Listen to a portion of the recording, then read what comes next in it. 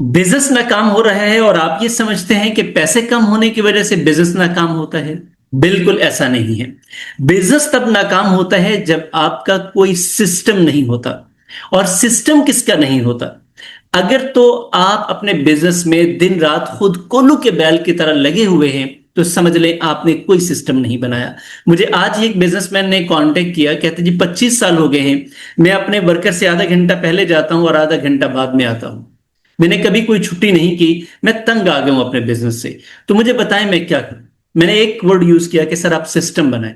अब सिस्टम उनके लिए वर्ड ही नया था कि सिस्टम क्या होता है। तो सर अगर आप भी इसी तरह की स्ट्रगल कर रहे हैं, आपके बिजनेस में कोई सिस्टम नहीं है और आप उसमें इतना उलझे हुए हैं कि अपनी जात के लिए भी वक्त नहीं है, बच्चों के लिए वक्त नहीं है, तो सर ये नंबर आपकी स्क्रीन पर आ रहा है, अभी राब्ता करें। हम आपके बिजनेस के लिए ऐसा सिस्टम बना कर देंगे कि आप पुरस्कून हो जाएंगे, बिजनेस भी चलेगा और पैसा भी आएगा।